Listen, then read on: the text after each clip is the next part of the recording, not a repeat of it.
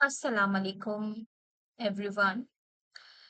I am Sibyl Dilsher, currently posted as the Assistant Director in Office of Road Asset Management System of Communication and Works Department. In this video, I am going to brief about the types of structures and common defects in Punjab.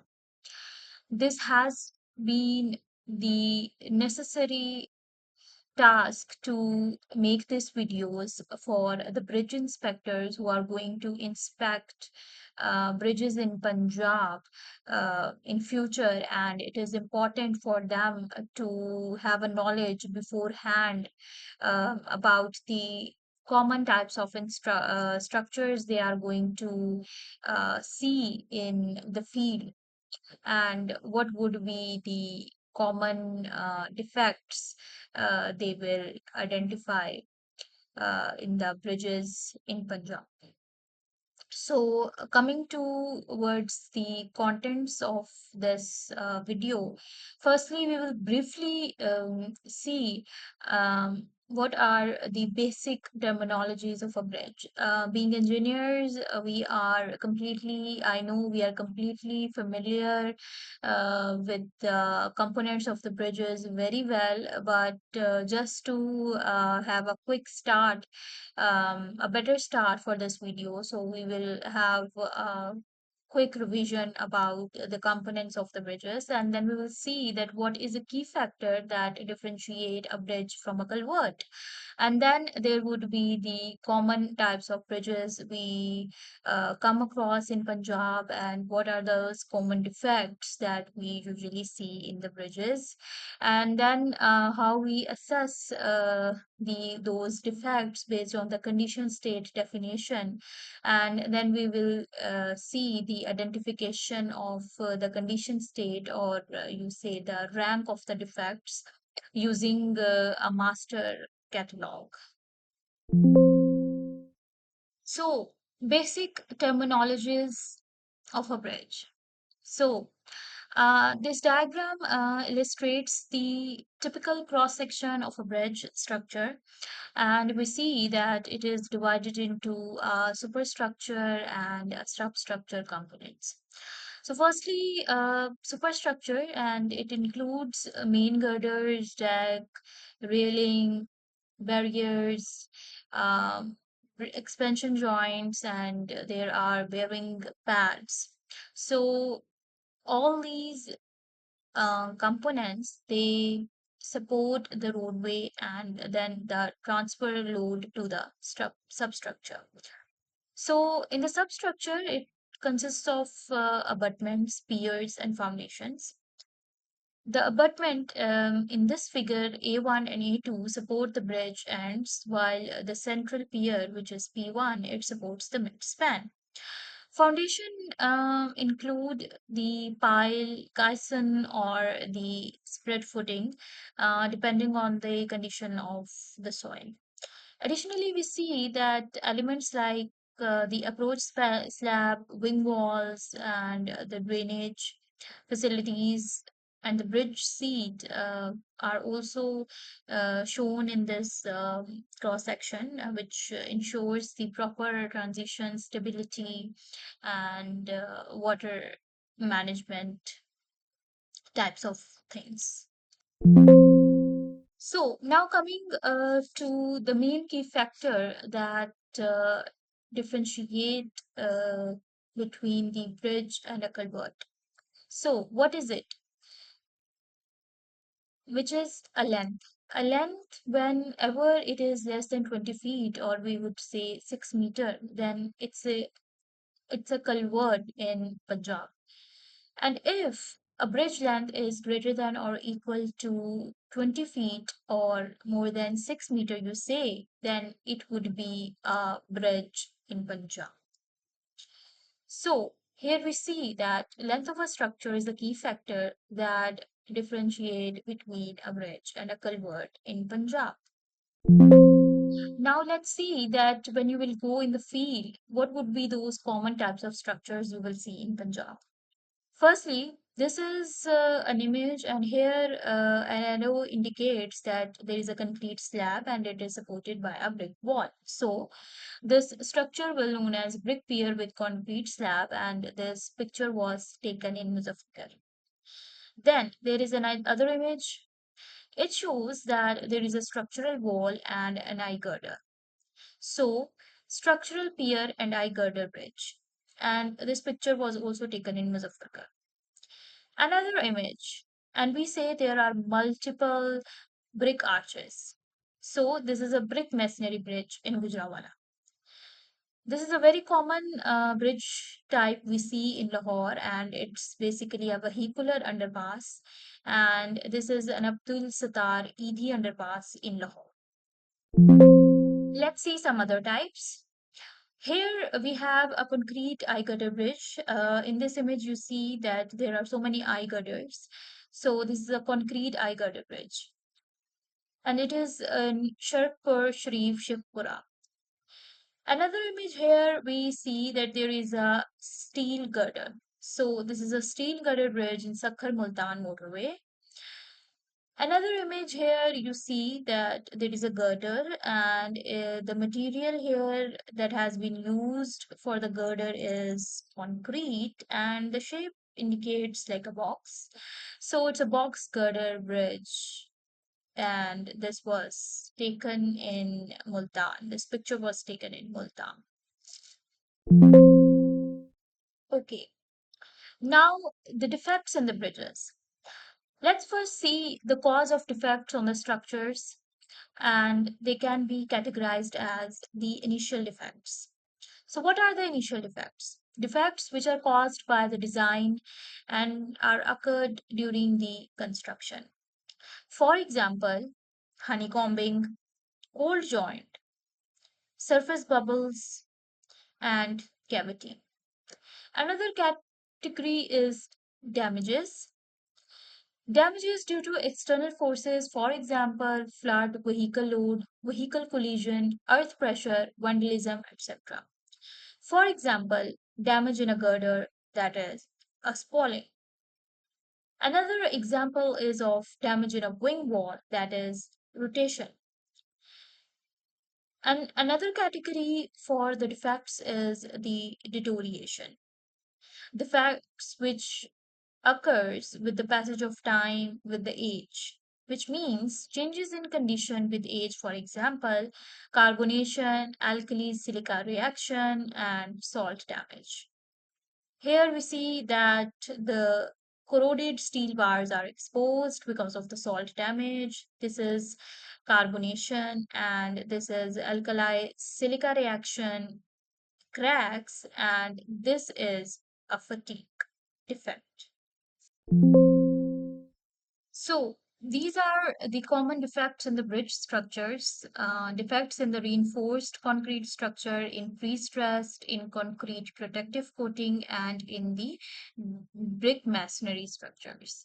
So let's just see them with the help of the images for the better understanding. So here we see that there is a surface of the concrete which is peeled off and having a flaky behavior. So this defect is called scaling, and mainly it could be because of the improper concrete mix design or improper curing. So this image is of a pier, and we see that it is totally spalled off. So this defect is spalling, exposed rebar, corrosion at the pier wall, and this is the same defect, but the component is different, and here this time it is in the depth slab. Normally, spalling is basically the deterioration of the concrete, and whenever the steel starts corrosion, then it causes some internal pressure, and spalling is also mainly because of the insufficient concrete cover or poor concrete quality, or how we would say that the poor workmanship can also be the reason behind this. Another defect here in the concrete bridges of the cracking, mainly because of the excessive traffic loads. Then an initial defect known as honeycombing again, and the concrete abrasion, mainly because of the mechanical wear tear, which causes the friction. And then there is the siltation on the bearing here because of the accumulation in over the bearing and by the silt, clay, and other particles. And this is mainly because of the inadequate drainage mechanism in the bridges.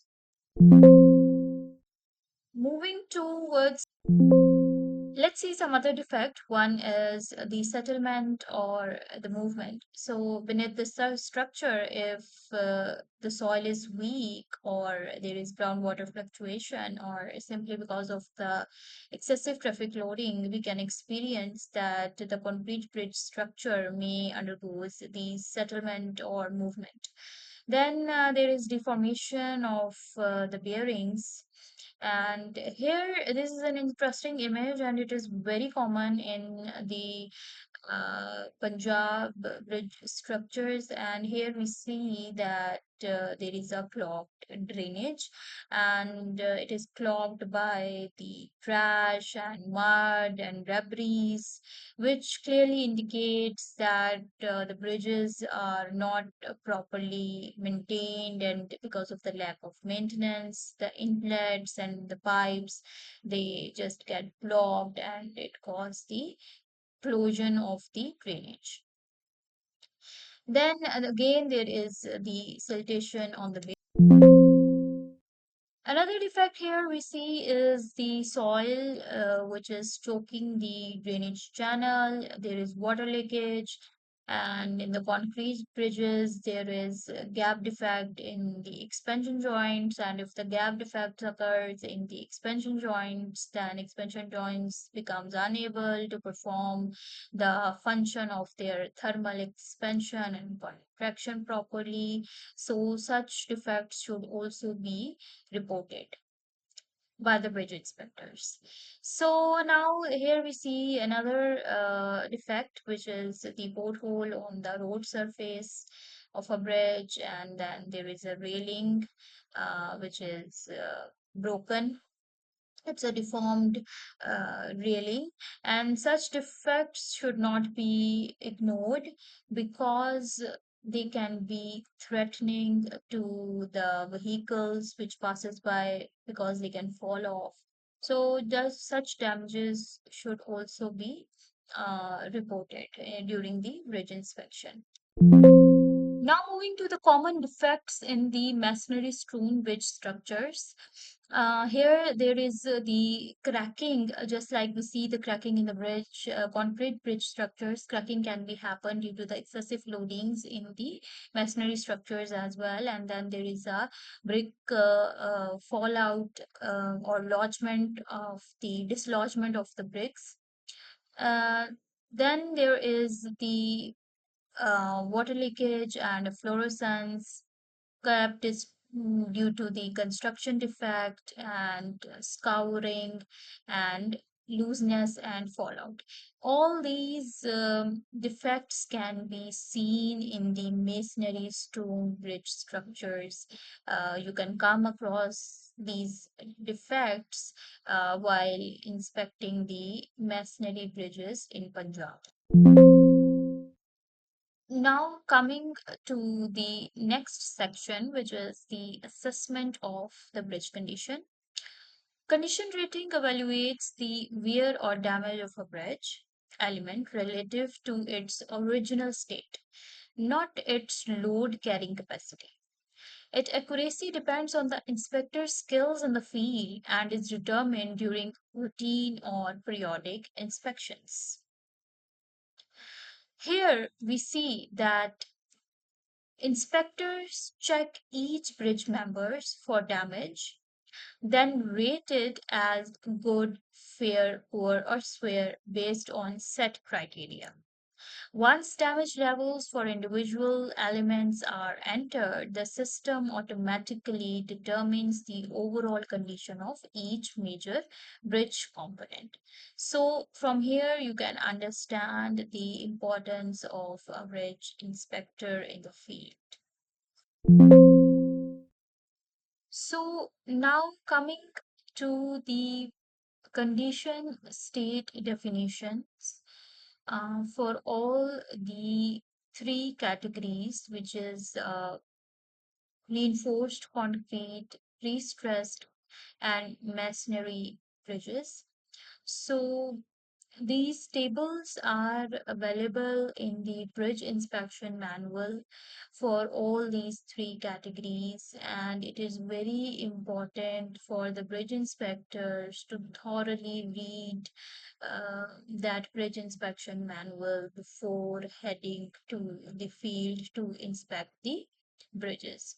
So, what does this condition state table, that is the condition state 1 to condition state 4, indicates? So it provides a generalized, standardized assessment framework for categorizing the severity of damage or deterioration. So, what is the format of this table? It is graded into condition state 1 to condition state 4. So, what condition state 1 says that it is good. The structure is good and it has no damage. Condition state 2 says that it is fair and minor issue and no structural concern. Condition state 3 indicates that the uh, condition is poor and noticeable damage have been indicated and it may affect the performance. And then the condition state 4, which is the swear state, it requires the structural review. So these condition states has been provided in this table against the defects, for example, the cracking, spalling, corrosion, aversion, etc., as we can see in the very first column of this table. So again mentioning that it's very important for the bridge inspector before going to the field to inspect the bridges, to read the bridge inspection manual and go through this condition state definition table. So another important document that I would like to show in this video is the Master Bridge Damage Catalog. And this catalog has been specially modified according to the local conditions of the bridges in Pakistan. For example, these images has been taken from the local defects which were seen in the visuals in Pakistan. So let's say, for example, this is a defect and it is a crack and it's in the superstructure concrete member of a bridge. So it is very important for the bridge inspectors to carry this catalog with them while they will be on inspection in the field, because this bridge damage catalog will help them to easily rank the defects in the element. So how they can take help from this catalog is that first, if they see any defect in the element, for example, they see a crack, then what they will do is that they will compare that crack in the field with this image, let's say. um, and then when they will compare it, along with that, they will read the description which is given in this bridge damage catalog, and then they will be easily able to rank that defect or damage, either it is good, fair, poor, or swing. So this is the purpose of this master bridge damage catalog. So, in the last, let's do an activity together.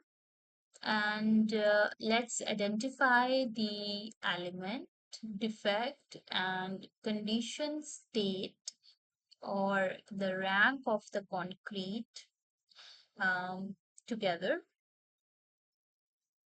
So first we have to identify that which element is it and what sort of defect is it, and then we can rank um, this defect or damage. Okay, so we can say that the element is wing wall and the defect is a crack and it's in poor condition. So it solely depends on the understanding of the uh, bridge inspector skills. Also, with the material, the master bridge damage catalog and bridge inspection manual he has taken with him in the field. Okay, there is another picture, and first we identify that what sort of element is this and what type of defect is it and what is the condition state, either it is good, fair, poor, or severe. So you can write your answers before I show you the correct answer. Okay, so the element is the cross beam and the defect is the concrete adhesion, and we can rank it as a poor. Okay, there is another image and you can write your answer about it before I show you the um, actual answer. Okay, so the element is the transer, right? Before below the girders and then above the pier, it is the transer. And the defect is the exposed bars we see. The bars are exposed, and the rank we can rank is as they are totally exposed. We rank this as a swear defect. Okay, now there is another image. What this image is indicating, what type of element is this? Firstly, then what is a defect and what is the condition state? So the element is a deck slab and we see that it's a fallout or exposed rebar and it's totally a square condition defect. So let's see a last image, analyze it together. So this element is a wing wall or a structural wall having the water leakage, rusting in line, and it has been ranked as fair.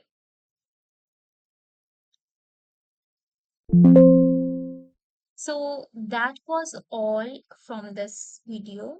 I hope it added to your knowledge and I hope it may contribute while you inspect the bridges. And thank you very much.